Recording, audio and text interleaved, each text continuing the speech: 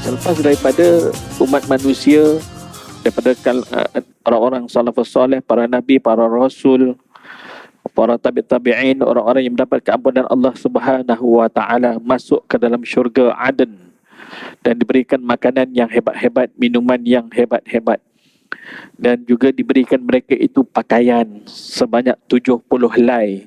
Sekali pakai daripada sutra, sama ada yang nipis maupun yang tebal. Assalamualaikum warahmatullahi wabarakatuh. A'udzubillahi samil alim minasyaitonir rajim. Bismillahirrahmanirrahim. Alhamdulillah rabbil alamin wa bihi nasta'in ala umuri dunya waddin. Wassalatu wassalamu ala asyrafil anbiya wal mursalin sayyidina Muhammad wa ala alihi washabihi ajma'in. Rabbi shrah li sadri wa yassir li amri wahlul 'uqdatam min lisani yafqahu qawli. Subhanaka la ilma lana illa ma 'allamtana innaka antal alimul hakim. La haula wala quwwata illa billahil aliyil azim. Allahumma salli ala sayyidina Muhammad wa ala ali sayyidina wa maulana Muhammad, amma ba'd. Pertamanya terima kasih kepada pimpinan Masjid Al-Falah USJ 9 menyebut untuk mengisi ruang pada malam ini. Sepatutnya Ustaz Wan Abdul Halim yang bergerak balik ke Kelantan pada hari inilah. Ana pula esok giliran Ana balik ke Kelantan. Lama tak balik tuan-tuan, 2 tahun lebih menguruskan Balai Islam di pejabat Ana sendiri. InsyaAllah pada malam ni tuan-tuan kita akan sambung petikan slot Tazkirah Jumaat sebelum ni yang menceritakan perihal di dalam syurga, langkah demi langkah sehinggalah kepada dizahirkan zat Allah Subhanahu wa taala. Baik. Selepas daripada umat manusia, daripada orang-orang salafus soleh, para nabi, para rasul, para tabi'in, orang-orang yang mendapat keampunan Allah Subhanahu wa taala masuk ke dalam syurga Aden dan diberikan makanan yang hebat-hebat, minuman yang hebat-hebat, dan juga diberikan mereka itu pakaian sebanyak 70 helai. Sekali pakai daripada sutra, sama ada yang nipis maupun yang tebal, daripada warna yang cantik-cantik. Kemudian tuan-tuan, dipakaikan pada setiap ahli syurga itu cincin 10 bentuk, semua pakai penuh jari ni, dan warnanya yang cantik. Bukan rupa macam cincin Tok Bomoh yang besar-besar gadang-gadang tu tuan-tuan, bukan, tapi cantik, indah dipandang. Baik. Dan setiap dalam permata cincin tu ada kalimah ayat suci Al-Quranul Karim. Banyak yang tertulis, antaranya adalah Salamun alaikum tibtum fadkhuluha khalidin. Cincin yang pertama, kesejahteraan dilimpahkan ke atas kamu wahai ahli syurga ni. Berbahagialah kamu, maka masukilah syurga ini sedang kamu kekal di dalamnya selama-lamanya. Subhanallah, Allahumma ja'alna minhum. Moga-moga kita termasuk dalam kalangan orang yang akan mendapat habuan ini, insya-Allah. Pada cincin yang kedua tersurat di dalamnya udkhuluha bisalamin. Masukilah syurga itu dengan aman, tanpa ada takut di dalamnya selama-lamanya. Yang ketiga, wa tilkal jannatul lati urithumuha bima kuntum ta'malun. Dan itulah syurga yang diwariskan kepada kamu disebabkan amalan yang dahulu kamu kerjakan masa atas dunia dulu tu, yang soleh-soleh. Itu kan. Dan yang keempatnya pula, fa'ansha'na lakum bihi jannatin min nakhilin wa a'nabil lakum fiha fawakihu katsiratun wa minha ta'kulun. Lalu dengan air itu kami tumbuhkan untuk kamu kebun-kebun kurma dan anggur. Di dalam kebun-kebun itu kamu peroleh buah-buahan yang banyak, dan sebahagian dari buah-buahan itu kamu makan. Kan? Banyaklah tuan-tuan ya, kalimah demi kalimah ayat suci Al-Quran terkandung pada dalam butir permata tu yang disarungkan pada setiap orang. Baik, dan yang terakhirnya, Nabi bi'ibadi anni anal ghafurur rahim. Khabarkanlah kepada hamba-hambaku, tu yang last, bahawa sesungguhnya akulah Tuhan yang maha pengampun lagi maha penyayang. Allah Ta'ala ni maha pengampun tu, pengampun sungguh-sungguh, penyayang sungguh-sungguh. Kita buat satu dosa, selepas 6 jam tak ada istighfar, tak ada taubat, dicatat satu dosa. Sebelum sampai 6 jam ada istighfar, ada taubat, tak payah catat lah. Itu kita buat jahat. Bila kita buat kebaikan, maka diganjarkan 10 kali ganda kebaikan tu pahalanya. Bahkan setengah-setengah tu tak terkira, Allah Ta'ala bagi hingga beratus-ratus kali ganda terpulang pada Allah. Macam tu ya. Maknanya sungguh benar Allah Ta'ala nak bagi kita nikmat di dalam syurga tu. Hanya orang yang tak berfikirlah, maka dia sombong, dia bongkak dengan kejahatan maksiat atas dunia. Teguran pun tak nak dengar. Bila ada yang menegur supaya tinggalkan kelakuan-kelakuan yang maksiat ini, terang-terang ni dia katanya ustaz tu tak ada job. Dia kata ustaz ni tak ada job lah tu, nak naikkan rating lah tu. Macam-macam perangai mulut, tak ada insurans langsung. Baik. Maka apabila selesailah daripada yang demikian itu, maka Allah Ta'ala berfirman, maksudnya berikan segala bahuan yang baik, yang wangi-wangi dan harum kepada sekalian hamba aku ni. Maka dibawa datang kepada mereka beberapa ekor burung yang telah masuk ke dalam tempat kasturi dan ambar. Tuan-tuan ya, burung-burung itu mengebaskan segala sayapnya ke atas mereka. Sebelum tu dia masuk satu tempat yang penuh dengan wangian. Lepas tu dia terbang ke atas kaum ahli syurga ni, lalu dikepakkan dia punya kepak dia tu. Dikibas lah orang panggil. Sop, buat macam tu. Supaya bau-bau tadi tu jatuh atas sekalian ahli syurga. Macam tu. Maka apabila selesailah daripada yang demikian, maka Allah Ta'ala berfirman, marhaban dengan hamba-Ku, selamat datang, bernikmat-nikmatlah di tempat ini. Dan awliya-Ku, para wali Allah, adakah masih tinggal lagi pada aku bagi kamu? Maka pohonkanlah akan aku tunaikan. Apa dia? Allah Ta'ala tanya pada sekalian hamba tu dalam ahli syurga tu, ada tak benda lagi yang kamu ingin daripada aku yang aku belum bagi? Maka sembahnya sekalian makhluk, bahkan ya Tuhan kami, ya ada wahai Allah, iaitu engkau janjikan kepada kami di dalam kitab-Mu yang maha mulia, yang maha besar, yang engkau turunkan atas Nabi kami, Nabi Muhammad sallallahu alaihi wasallam, iaitu engkau perlihatkan kepada kami zat yang maha mulia, zat-Mu ya Allah. Itulah kemuncak di dalam syurga, tuan-tuan. Ya. Maka tiba-tiba datang seruan daripada Allah Subhanahu wa Ta'ala. Sebelum daripada dizahirkan zat Allah tu bagaimana rupanya tu, Allah Ta'ala berfirman, ya qarub, hampirkan kepada mimbar. Apa benda, tuan-tuan? Di tempat tu jugalah tiba-tiba bergeraknya satu mimbar, diperbuat daripada yakut yang berwarna merah. Ada 5 berwarna merah, tingginya 500 tahun perjalanan, tuan-tuan. Ahli syurga besar, saiz ahli syurga 60 hasta. Ini satu hasta kali 60. Bersamaan lebih kurang tinggi 5 tingkat apartmen. Lebih kurang lah. Ya, 5 tingkat apartmen. Ni sampai tak? Tak, ini rendah lagi. Kemuncak kita punya kubah ni rendah lagi. Baru kali 2 je baru. Kali 5, tuan-tuan ya. Kali 5. Baik. Tapi mimbar ni yang berwarna merah ni 500 tahun perjalanan, tinggi betul, tinggi betul. Ya. Maka tiba-tiba datang seruan yang berbunyi, hai Musa, naiklah ke atas mimbar dan bacakan kitab Taurat. Nabi Musa diperintahkan Allah naik ke atas mimbar tersebut. Ya, bagaimana perihal naiknya tu, adakah dibawa dengan burung burak? Wallahu a'lam. Ya. Maka Nabi Allah Musa membacanya, kemudian ia turun daripadanya selesai daripada baca tu. Itulah kita akan dengar nanti, tuan-tuan, dia akan baca kitab Taurat dalam bahasa Arab. Tiba-tiba datang seruan satu lagi, hai Isa, naiklah atas mimbar dan bacalah kitab Injil. Maka ia membacanya, kemudian ia turun daripadanya. Kemudian datang seruan, hai Daud, naiklah atas mimbar dan bacakanlah kitab Zabur. Dan besarkanlah aku dengan suaramu yang baik. Nabi Daud, antara mukjizatnya suaranya yang lunak, merdu tuan-tuan.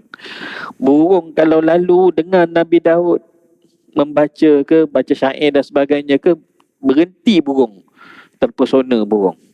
Begitu ya. Baik. Maka mengantuklah sekalian makhluk daripada baik suaranya kerana terpesona dengan suara Daud tu, terpesona mengantuk lena. Kemudian ia turun daripadanya, daripada mimbar tu Nabi Daud. Akhirnya lah, dan kemudian Allah Ta'ala berfirman, mafhumnya, hai Muhammad sallallahu alaihi wasallam, naiklah ke atas mimbar ini, bacakanlah Quran ke? Tak, khutbah. Yang tiga tadi tu, Zabur, Injil, Taurat, kan? Dibacakan kitab-kitabnya tu. Tetapi untuk Rasulullah dibacakan khutbah. Baik. Bacalah khutbah bagi umatmu serta sekalian para anbiya dan para rasul. Situ dia. Maka Nabi SAW pun naiklah ke atas mimbar dan membaca khutbah yang tidak pernah didengar oleh sekalian orang yang mendengar seumpamanya. Tak pernah dengar pun khutbah sebegitu hebat. Maka sekalian makhluk menjadi tersangat gemetar. Maknanya ada isyarat akan berlaku sesuatu kejap lagi. Maka apabila selesailah daripada yang demikian, terangkatlah dinding akhdar. Dinding ni yang bagaimana? Apakah di atas? Apakah di tepi? Wallahu a'lam. Tuan-tuan dia. Tapi habis terus. Dan apabila diangkat dinding itu, keluarlah atas mereka angin yang dinamakannya angin tu al-hubub. Maka bertaburanlah bau kasturi atas wajah mereka ahli syurga dan atas dahi kuda mereka tanpa berdebu, dan ditandakan sekalian kain mereka, pakaian tu, dan berseri-serilah wajah mereka. Baik. Kemudian diangkat pula hijab al-azam. Maka mereka dapat menatap Allah Azza wa Jalla yang sifatnya laisa kamislihi syai', bersalah-salahan dengan segala sesuatu. Sama ada benda yang berbentuk, benda yang bertempat, benda yang berjirim, benda yang berjisim. Tidak sama sekali. Begitulah keadaan halnya. Kita akan perhatikan, inilah rupanya zat Allah Subhanahu wa Ta'ala yang memang tak tergambar pun oleh akal fikiran kita, tuan-tuan. Itu ya. Baik. Dan apabila mereka menatap keelokannya dan melihat cahayanya dan terang benderangnya dengan tepat, serta kudrat dan kebesarannya Allah Ta'ala tu, maka sekalian mereka menjadi rindu yang teramat-amat sangat. Kan? Zauq. Hingga tiada sedar diri, lupa. Kan? Orang bila dia dah zauq, tuan-tuan, dia dah terlalu asyik sangat. Gitu ya. Dan hilang akal mereka kerana terlalu eloknya Allah Ta'ala itu, dan sesuatu yang tidak pernah mereka lihat sekali-kali. Laisa kamisli syai'un wa huwas sami'ul basir. Tiada sesuatu yang seumpamanya, dan dialah Tuhan yang maha mendengar lagi maha melihat. Allah maha mendengar, tuan-tuan. Kita belajar sifat 20. Allah Ta'ala maha melihat pun dia dalam sifat 20. Itu namanya tauhid am. Yang dikehendaki adalah, yang lebih-lebih dituntut adalah tauhid khas. Kita merasai Allah Ta'ala tengah perhati kita ni. Kita merasai Allah Ta'ala sedang mendengar apa yang kita sebut. Bahkan apa yang terdetik dalam hati ni pun Allah Ta'ala dengar. Maka orang yang duduk senantiasa duduk ada keperasanan dengan Allah, dia tak berani buat salah. Dia tak berani buat salah. Tapi ramai orang buat salah sebab apa? Dia tak perasan benda tu. Dia tak perasan. Kerana apa? Dia terhijab dengan kotoran dosa dia yang terbiar sekian banyak selama ini. Taubatnya main-main. Zikirnya tak sampai kepada Allah kerana hanya di lidah, tak sampai di hati. Doanya sekadar di bibir, tak masuk ke dalam ingatan ni kat sini. Sebab tu tuan-tuan, kita solat, biarlah solat kita dengan hati sekali. Bukan hanya dengan bibir, dengan kelakuan, perbuatan. Tak, tapi dengan jiwa tu kita bawa sekali, tuan-tuan. Seolah-olah solat seorang yang akan digantung sebentar lagi ke tali gantung. Itulah solatnya yang terakhir. Itulah cara dia, tuan-tuan. Itu deh. Baik. Kemudian nyatalah bagi mereka Tuhan itu dan Allah Ta'ala memberi salam kepada mereka dengan sekali salam dengan firman-Nya, Assalamualaikum. Wahai para waliku, kekasihku dan orang-orang pilihanku sekalian ahli syurga.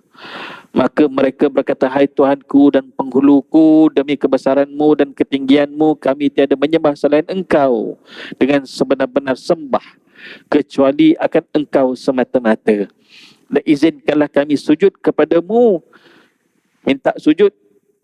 Maka Allah Ta'ala berfirman, hai sekalian hamba aku ni, bukannya hari ini dan negeri ini tempat orang yang rukuk dan sujud, bukan lagi dah ini tempat bernikmat-nikmat, bukan bersusah payah. Baik. Dan tempat orang rukuk dan sujud hanya di dunia dulu. Dan dalam negeri ini tiada lagi keletihan dan kepayahan. Sesungguhnya aku telah menghilangkannya dan aku angkatkan daripada kamu kesusahan daripada ibadat. Tak perlu lagi dah ibadat-ibadat, cukup. Dan sesungguhnya aku telah meluaskan bagi kamu kemasukan ke dalam negeriku yang mulia ini, namanya syurga. Dan sesungguhnya aku telah menunaikan janjiku dan antaramu, yakni syurga ini. Dan sesungguhnya aku telah mengizinkan bagi kamu untuk sujud dengan sekali sujud. And rupa-rupanya Allah Ta'ala bagi juga, kan? Kerana apa? Permintaan tu nak menzahirkan syukur, nak menzahirkan kegembiraan. Lalu Allah Ta'ala izinkan sekali sujud sahaja. Maka bersyukurlah sekalian isi syurga tu, sujud bagi Allah. Maka tiada suatu di dalam syurga itu yang tinggal, semuanya sujud. Tak kira pokok, tak kira permaidani, tak kira apa, batu permata, perak, emas, segala benda, semuanya sujud serentak selama 40 tahun. Sujud tak angkat-angkat kepala, tuan-tuan. Sujud itulah sujud yang paling nikmat sekali. Tuan-tuan, kita perasan tak? Saat kita solat, kita ada rukuk, kita ada qiyam, kita ada i'tidal, kita ada duduk antara dua sujud, duduk tahiyat dan sebagainya. Tapi yang paling sedap sekali adalah kat mana? Sujud. Kita terasa sangat ketika itulah hubungan kita dengan Allah Ta'ala paling dekat. Dan saat itulah saat yang paling selesa sekali. Dalam banyak-banyak ibadat, kelakuannya sujudlah yang paling best. Betul? Itulah yang paling best sekali diberikan sekali di dalam syurga. Gitu kan? 40 tahun tu sujud yang paling nikmat. Tak ada biru muka dan sebagainya, darah semua turun bagi kat kepala ke, tak perlu risau. Kemudian Allah Ta'ala berfirman, maksudnya pintalah dan cita-citalah apa yang kamu kehendak. Maka mereka berkata, kami tiada pinta dan cita-cita melainkan keredaan-Mu ya Allah dan kesukaan-Mu kepada kami. Maka Allah Ta'ala berfirman, sesungguhnya aku suka dan aku redha kepadamu.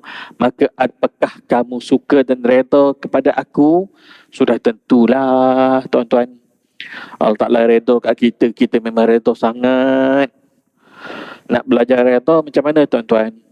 Atas dunia ni banyak tak Allah Ta'ala uji tak habis-habis. Setiap hari ada ujian. Sihat, sakit. Kaya, uji miskin. Lah elok untung, kena tipu, kena scam. Ujian tu semua tu. Kalau orang yang tak sabar, yang jadi gila, protes, kan, marah orang lain dan sebagainya yang tak ada kena mengena, apa contohnya tak sabar.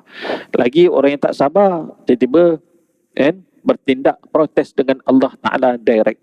Dulu aku taat, kau uji aku macam ni ya Allah, aku tak payahlah jadi orang yang taat, tak payah. Itu namanya orang yang tidak sabar. Hanya orang yang sabarlah. Dan orang yang tidak ada takbur atas dunia dulu, kan, akan dijemput masuk ke dalam syurga ni, tuan-tuan. Baik. Orang yang sabar atas ujian kesusahan, sabar atas ujian ketaatan, sanggup bangun malam solat, orang lain tidur lena, sanggup menyantuni orang-orang yang susah sedangkan diri sendiri pun susah, tak ada kaya pun, kan, susah juga tapi masih lagi memberi kepada orang yang lebih susah. Sabar menahan diri daripada kesusahan tu, lalu Allah Ta'ala pulangkan dengan redha dia. Firman Allah, radiyallahu anhum wa radu'an. Allah Ta'ala redha kepada mereka dan mereka pun redha kepadanya situ. Dan satu riwayat daripada At-Tabrani, tak kala Allah Ta'ala berfirman bagi isi syurga, maksudnya pintalah dan cita-citakanlah kepada aku, maka sembah sekalian mereka, apakah yang patut kami pinta dan cita-citakan kepadamu ya Allah?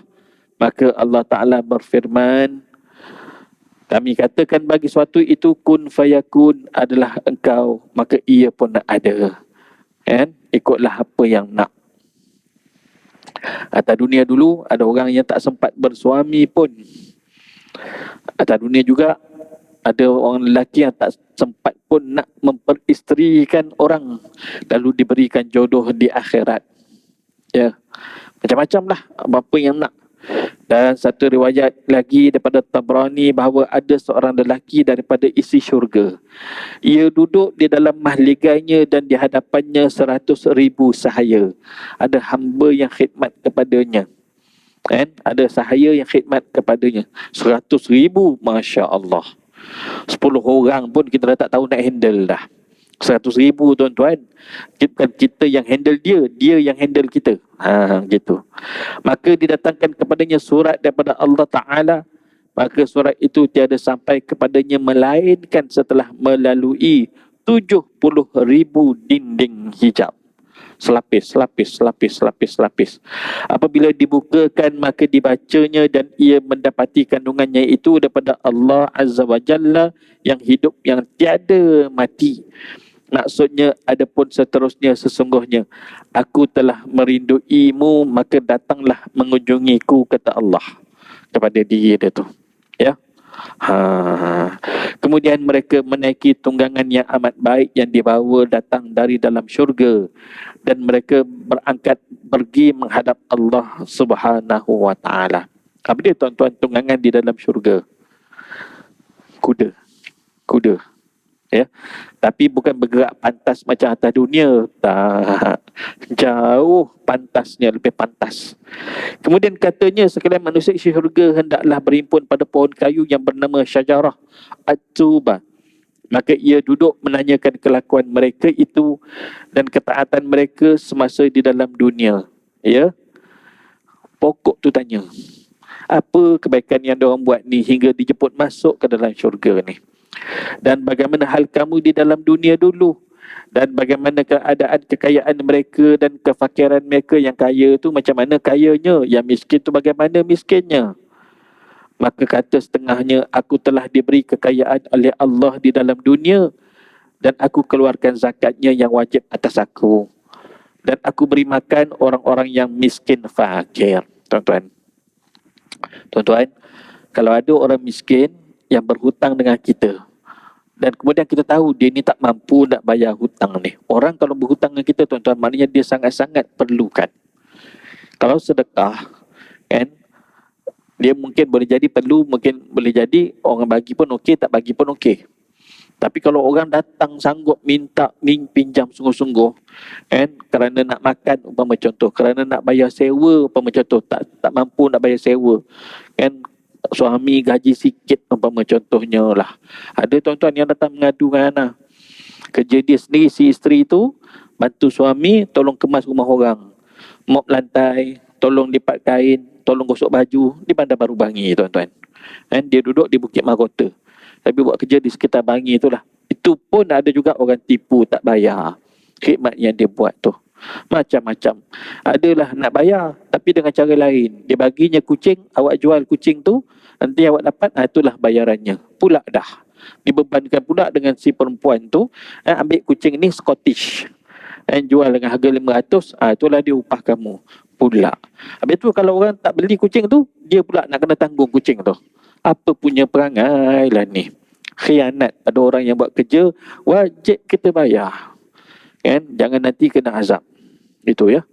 Baik, demikian juga aku menolong orang-orang yang berhajat disebabkan kesakitan menanggung hutang. Apa dia? Dihalalkan hutang tu, tuan-tuan. Dihalalkan hutang orang yang berhajat. Tuan-tuan, Allah Ta'ala memberi jaminan orang yang menghalalkan hutang orang kepadanya kerana kemiskinannya tu dia tak mampu bayar. Kita tahu ni. Lalu Allah Ta'ala izinkan apa yang berlaku pada diri kita ketika melintas titian sirat, dia takkan gelincir ke bawah. Maknanya dia akan berlalu terus sampai selesai titian sirat. Tu jaminan Allah Subhanahu Wa Ta'ala. Cuba kita fikir, ada tak orang yang berhutang dengan kita yang mampu kita halalkan? Boleh sangat, tuan-tuan ya. Baik. Kemudian beritahulah dia, hutang kamu aku telah halalkan. Supaya apa? Dia gembira. Supaya dia gembira. Tuan-tuan ya. Jangan pula tiba-tiba, oh kalau macam tu aku nak minta hutang lagi lah. Sudah. Yang lain pula dah. Dan lainnya dan segala hajat orang-orang Islam selain daripada yang tersebut itu banyak, tuan-tuan ya. Apabila kita menghilangkan satu kesusahan orang mukmin atas dunia, Allah Ta'ala akan menghilangkan satu kesusahan kita pada negeri akhirat. Contoh, kita terjumpa dompet atas jalan dekat parking. Contohnya lah, orang tu seluk poket nak buat keluar kunci, terkeluar sekali dompet jatuh. Kita nampak, kita jumpa, kita viralkan dalam Facebook. Dan akhir sekali tuan punya wallet tu, dompet tu datang jumpa kita. Dia punya kerunsingan dengan segala benda ada dalam tu, kan? Macam-macam nak kena buat, lesen lah, IC lah, kan? Macam-macam benda lah. Jadi kita menghilangkan kesusahan dia, Allah Ta'ala menghilangkan satu kesusahan kita pada negeri akhirat. Oh, benda besar tu ganjarannya tu. Lalu tolonglah, bantulah. Dan kata orang yang fakir pula, tadi orang yang kaya, dan ni orang yang miskin pula. Kami semasa di dalam dunia bersabar atas kesakitan yang didatangkan oleh Allah Ta'ala ke atas kami disebabkan kemiskinan. Miskin ni benda yang susah, benda yang menyebabkan banyak benda kami tak mampu buat, tak dapat nikmati, tapi kami sabar dan kami kekal taat. Jangan miskin saja, taatnya tidak. Kerana ramai juga orang yang miskin sembahyangnya tak.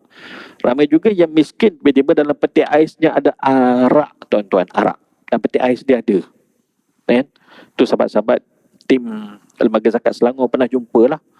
Dan siasat punya siasat nak bagi bantuan, tengok apa yang ada dalam peti ais. Mula-mula dia nak bagi ke tak bagi ke, sebab nak tinjau dalam peti ais ada tak makanan. Kan? Malualah, lalas sekali dia pun bagilah. Bagi-bagi, buka-buka peti ais, tu ada kasbek kat bawah. Tu kan, la haula wala quwata illa billah. Yang dikehendaki di sini orang yang fakir miskin tapi taat dan sabar. Baik. Dan setengah mereka ada pula yang berkata, kami telah dianiaya orang dan kami bersabar daripadanya serta kami redha dengan hukum Allah Ta'ala tu, takdir tu dan qadanya atas kami.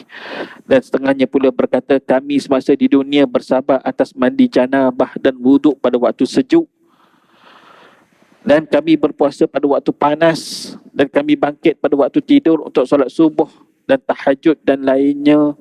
Bersabar, usaha untuk bersihkan diri, dekatkan diri dengan Allah Subhanahu Wa Ta'ala.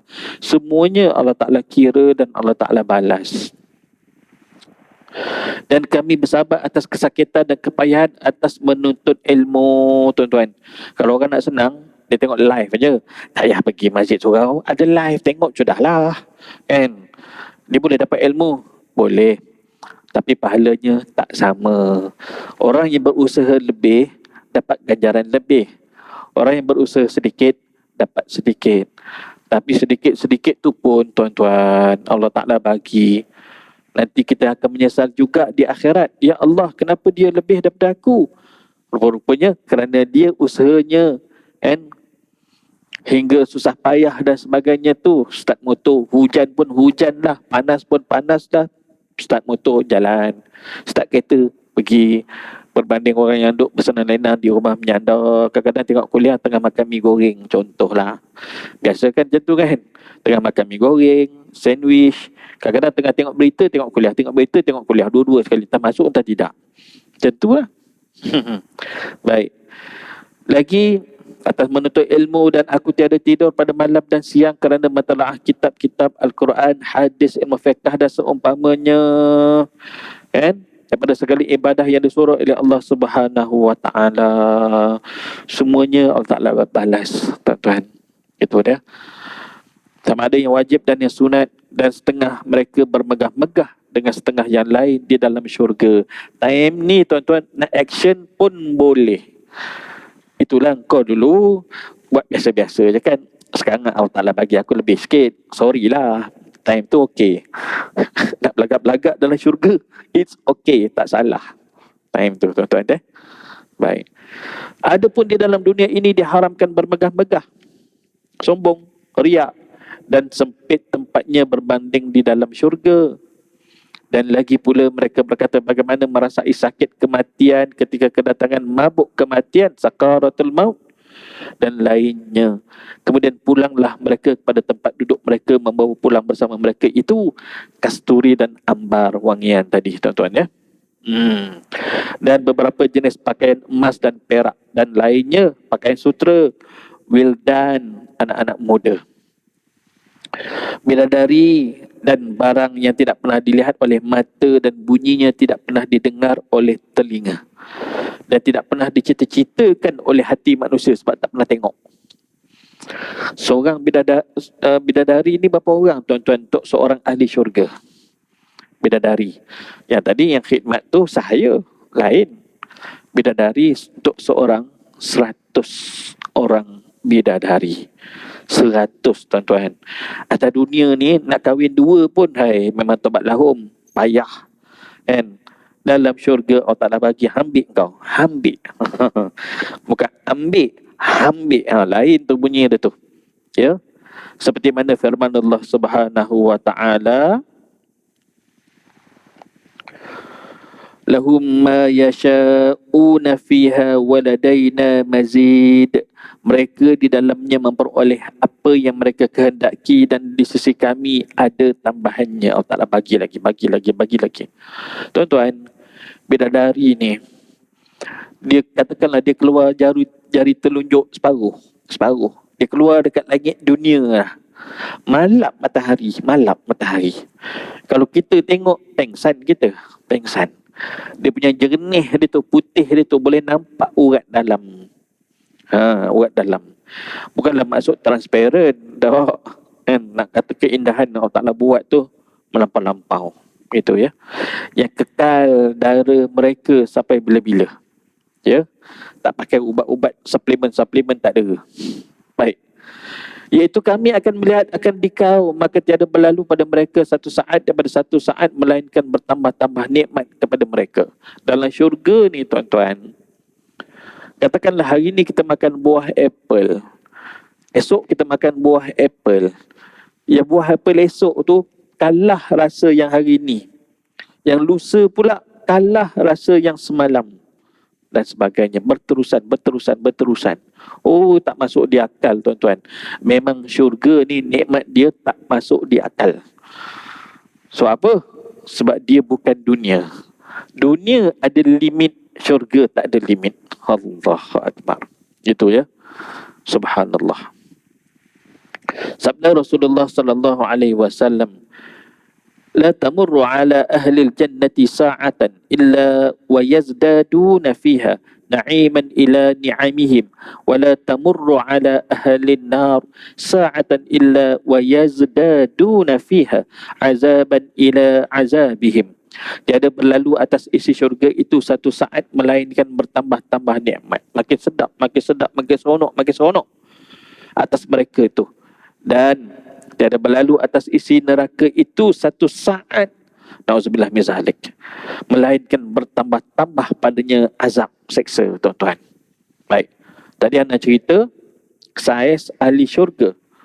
Kalau umurnya pula 33 bagi lelaki, 28 bagi perempuan. Ahli neraka bagaimana pula saiz dia tuan-tuan? Besar ya amat-amat. Sebutir gigi geraham, kata Nabi sallallahu alaihi wasallam, hadis sahih, sebesar gunung Uhud. Sebutir gigi baru. Kan? Gunung Uhud berapa kilometer banjaran dia tuan-tuan? Lebih kurang 12 kilometer banjaran dia. Besarnya ya Allah. Kenapa Allah Ta'ala jadikan besar ahli syurga, ahli neraka ni? Kerana bila banyak kawasan dia tu, tubuhnya lebih besar tu, lebih sedap lah nak kena bakar tu. Lagi banyak terasa kesakitan dia. Tu dia. Itulah dia. Nampak Baik. Dan lagi firman Allah Subhanahu wa ta'ala, a'udzubillahi minasyaitonir rajim, fazuqu falan nazidakum illa azaba. Kerana itu rasakanlah, dan kami sekali-kali tidak akan menambah kepada kamu selain daripada azab. Tak berbaloi tuan-tuan, duduk atas dunia ni rasuah. Tak berbaloi.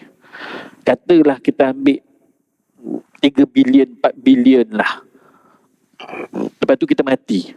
Kita guna tak benda tu? Lepas mati akan dihidupkan balik. Ada manfaat tak 3-4 bilion tu selepas kita mati? Atau untuk kehidupan yang seterusnya? Benda yang tidak halal, yang haram ini diazab. Benda yang halal dihisap.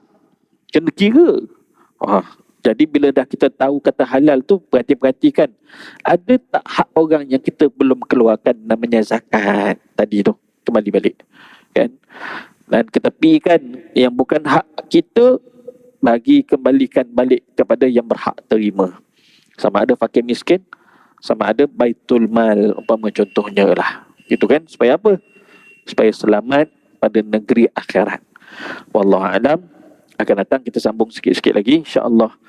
Aku qouli hadza wa astaghfirullahal azim li wa lakum. Wassalamualaikum warahmatullahi wabarakatuh. Bismillahirrahmanirrahim. Allahumma faqqihna fid din waftah lana futuhal arifin waj'al a'malana khalisatan liwajhikal karim. Allahumma razaqna fahman nabiyyin wa hirzal mursalin wa ilhaman malaikatil muqarrabin bi rahmatika ya arhamar rahimin. Wa sallallahu ala sayyidina Muhammad wa ala alihi washabbihi baraka wa sallam. Alhamdulillahirabbil alamin. Taqabbalallahu minna wa minkum. Taqabbal ya karim.